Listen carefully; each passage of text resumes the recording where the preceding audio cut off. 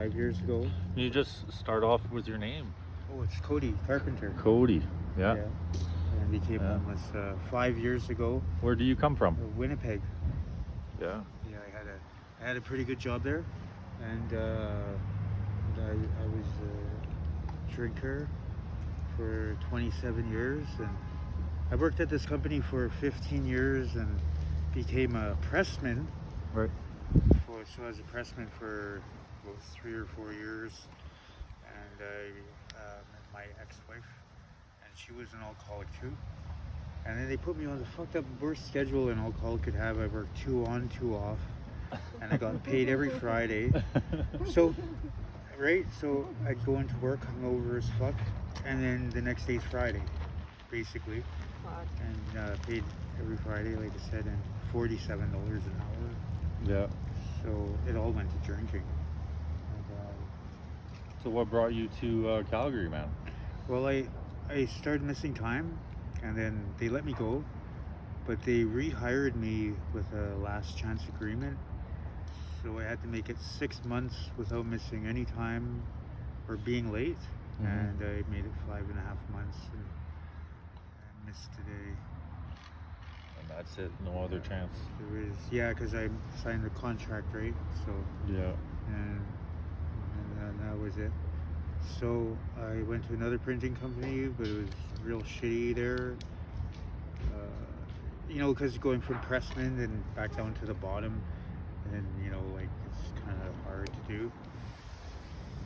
So I didn't really like that too much, and I was drinking too, and I guess I was kind of drunk when I went to work one day, and so they let me go. And then my mother and brother didn't want anything to do with me because of my ex. They hated her, and they figured I chose her over them, and I did, right? And then she left, and then so there was nobody. And then one day I just said, fuck it. I went downstairs, I turned the power off, and I shut the water off, and I left. And I hitchhiked here. It took 4 days to get here. Yeah. Yeah, and Why did you come to Calgary? I was going to Vancouver, Oh yeah. and I just stopped here, and it was nice out. It was a nice day, and I bumped into a few people downtown and talked to them. They were very nice, and fuck, it seemed like a really nice place. So I stayed. Then I got stuck here. How many days have you been here? 5 years. It's 1,500 days. Like 5 years. Yeah. Oh wow. Yeah. So where do you sleep at night, man? Well, I've stayed at the DI. I stayed at the DI 5 times. And What's the DI? It's a drop-in. Like a shelter. Drop-in center? Yeah, Yeah. drop-in Okay. center. Is it rent for you? No. No, it's like right by Bridgeland, between Bridgeland and downtown. Okay. Okay. I stayed there 5 times. I stayed at the Alpha House maybe 7 times. And there's Mustard Seed. I stayed there about 60 days. Then I got kicked out for drinking. And then I stayed at this fucking remand center here, which is the fucking worst remand center in all Canada. Like, I've been through many different remand centers, and this one is by far the worst. What makes it the worst? Because they starve you, and it's just, that's it. I hate it. Anyways, Yeah. I stayed there about 90 days, and the hospital about 90 days. Okay. It was this. The rest has been all outside or in tents. When did you first try drugs, man? When did that Well, come I mean, up? I smoked weed and did acid and mushrooms my whole life. Yeah. But one day I was walking up past 17th, and I said, "Hey, do you mind if I sit down?" And they said, "Yeah, but we're smoking." And they showed me bubble, and I said, "I don't mind." I had a 40 of Lycan, and I guess I met their plug, right? And then we talked, and it was just like we were old friends. And I gave him like $10, and he gave me like 3 grams. And that's back when meth was like really cheap, like basically free, right? So I ended up with like a quarter, and my bubble right full, and 2 torches somehow. And I ended up on Princess Island Park for a week. During the day, I go around, get cigarette butts and water, and then go back. There's a little bush under a blanket, smoking away, and then hallucinating after 5 days. And then after 7 days, I finally said that's enough. I stopped, and then I never drank again. You quit drinking. Yeah. Now your drug of choice is up still, or is you're down? Yeah, no, down. Yeah. Fentanyl and heroin, actually. Yeah. There's the- Roselyn, Better. are you ready to be interviewed next? Yeah. Actually, yeah. So Yeah, I prefer, Have you, fentanyl and heroin. have you ever experienced an overdose? Yeah. Yeah. Can you tell me what that's like? Oh. Sucks. Oh, nice. It sucks. Yeah, I don't like it. Especially if they use Narcan on you, and if they use the nasal Narcan. Yeah. Like when they use the nasal Narcan, it's almost like getting shooken awake really fast or something, and then they're sick instantly. Oh, so you go right into withdrawal like instantly. Yeah. So then you kind of have to use again to not be sick. Yeah, I guess so, kind of. But yeah. Have you lost a lot of friends Yeah. out here? We just lost somebody a week ago. He was young. Yeah. Well,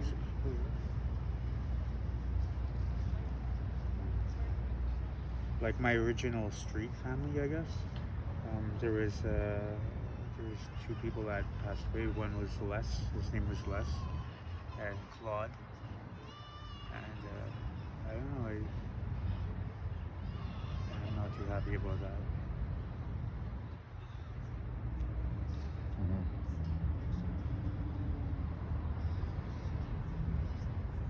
Have you ever tried to get clean? No. No. I know. Maybe someday. But I prefer it over drinking. So Right. yeah. I don't mind it. I don't mind it at all. If you had one message for anyone out there about your story, and what would you like to share with them about living on the streets? I don't know, maybe well, there's one thing I regret is like not letting my family know I'm okay more often.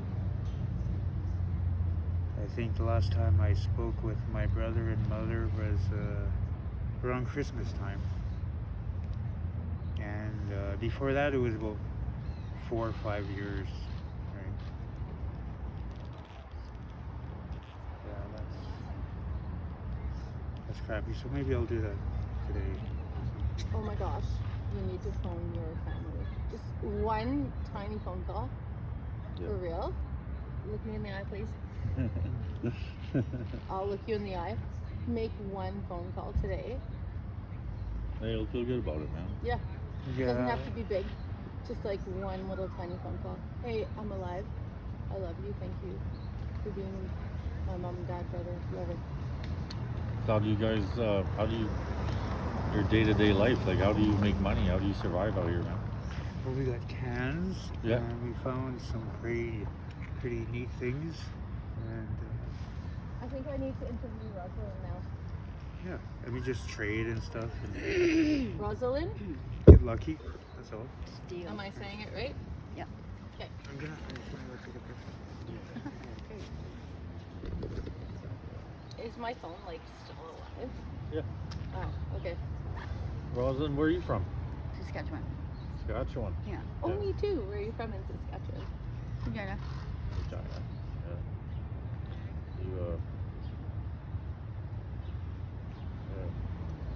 What? Okay, how long have you been in Calgary? Well, originally I came here when I was 18, 19 years old. Okay.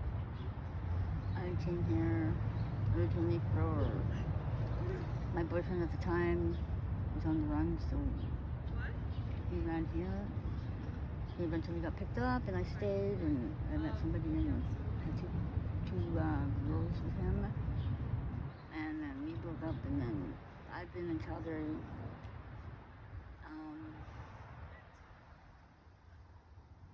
Since I left here when I was about 35 years old.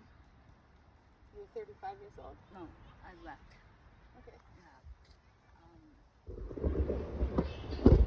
I was with somebody for 10 years, and he ended up passing away on me. So,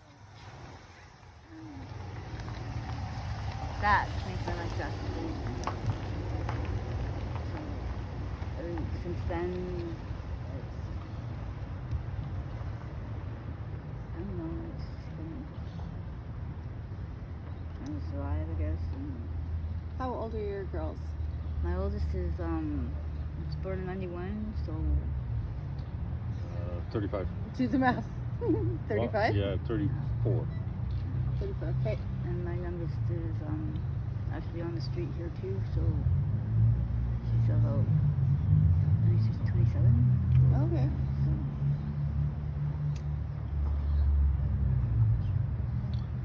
So how did you and him meet? You just met recently? Cody? Cody? Cody, yeah. I've been out here for 2 years now on the street. I came here, my best friend Michelle came to get me to go to treatment, and I wasn't ready, so I left her home, and I've been here since. And I met Cody about a year ago, maybe. Okay. Yeah. I see him once in a while, like everyone else, you know, like you hang out with so and so. But me, I like to be by myself. Yeah. Because I don't like drama, and I don't like just, you know, I'm in my head too much. Mm-hmm. So I don't want to, you know, sometimes I'm having a good day and I'm not having a good day. You know, my actions and my attitude and my face and my words, and they're very powerful. So they know that I'm not 100% that day. Never am 100%. So. What was your childhood like? Childhood was good, actually. You know, like we were adopted. I was adopted with my older sister. But I wanted to be like her, so I started following her footsteps, and quitting school and quitting this, quitting that, and, you know. So yeah, and eventually I just went on my own and quit school. And When did you first start using drugs? How did that begin? I was 18. Oh wow, that's pretty late. Yeah. That was my first shot of morphine when I was 18. Shot of morphine, that was your first drug ever? Yeah. Yeah. Oh my God. Yeah. How did that feel like? Yeah. Ugh. It was gross. It was very gross. I threw up, and they're eating ice cream, and I couldn't believe they were eating ice cream and not getting sick. And I was like, how come you guys aren't like feeling like me? And yeah. And ever since then, you know, I've tried it here and there, and my drug of choice back then was Seasonars. It's what, sorry? Seasonars, Tallwin, and Ritalin. Ritalin, okay. Yeah. They call it poor man's heroin. Yeah. So it's very addictive. My middle daughter was born an addict. Okay. Because I was using while I was pregnant with her. Yeah. So she was born an addict, but you know. So you were diagnosed with ADHD, I presume? I've never been diagnosed with anything. Just, you know, I've refused the testing because I already know what I am, right? So I really don't need a result. Yeah. What's your DOC now? Down. Yeah. That's what it is. So. Yeah. Same as Cody. Yeah. Yeah, I started up. I was clean for a while there. I was on Suboxone. I got up when I was in the pen. And then I tried to get off of it, and it took me 2 years to get off the Suboxone. It was really hard to get off of. So I had to put myself a relapse plan together and follow it, and it eventually worked for me. So, I was sober. I was doing really good. So, and then my parole ended, and of course I went back to drinking. Because you didn't have to pee in a cup anymore. And, do tests and stuff. But yeah, okay. Were you living homeless at that point? Or? No. I had my own place in Edmonton. Yeah, so you're doing good. Yeah, I was engaged. I met my fiance in college. Oh yeah. We were taking addictions together, and You studied addictions. yeah. Yeah. So So you know about this. Oh yeah. So, and you know a lot. I pay attention to a lot of the people out here. I always tell people, just take a moment to listen to somebody. It's all it takes is just a moment, it could save a life. That's right. You Yeah. know, depression and suicide is very, very, very real. Yeah. And, I've OD'd so many times. My intention in the beginning was suicide, right? With overdose. Yeah. Yeah. And unfortunately, they Got kept on a bringing me different back. plan, yeah. So, Yeah. I have kind of grown out of it, but struggling still. So yeah, we're gonna leave town. This place isn't really good for anybody.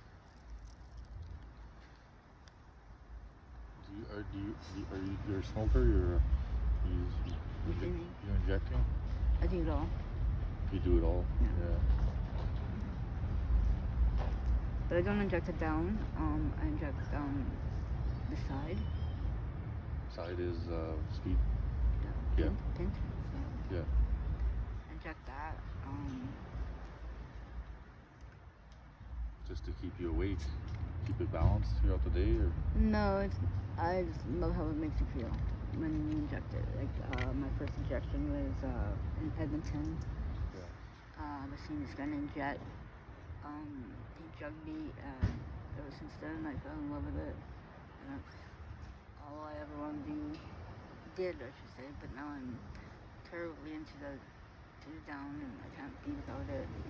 Yeah, you also you're sick, right? Oh yeah, and it takes some time for me to get sick, but I try not to show it. But you can really tell when somebody's sick. I find that this drug is worse than when I was on morphine and Suboxone. Right. It's really hard on the body, and mind. How often in the daytime do you have to use to just be Right from normal? when I wake up until I go to bed, and then if I go to bed, Because right? So, hourly, all day long. as much as you can, right? Yeah, like the bubble or the pipe does not take much rest, so neither do we. Because we're on a mission to get our next fix, right? So where are we gonna get it from now, or what, right? So I have starting to get a lengthy criminal record again because I boosted. Okay, that's how you make your money. Yeah. Yeah. And I got caught again yesterday, so Just shoplifting. Yeah. you know, And then like the goods you acquire, you just you just sell them amongst the community out here? Or? Yeah. Yeah. Yeah, I do actually pretty good doing that, but you know, like it's just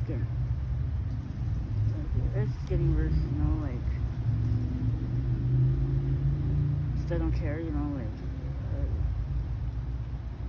just don't care, you know. You're on that fuck it mentality, right? Mhm. Yeah. I just want to tell you, I think you're beautiful. Oh, thank you.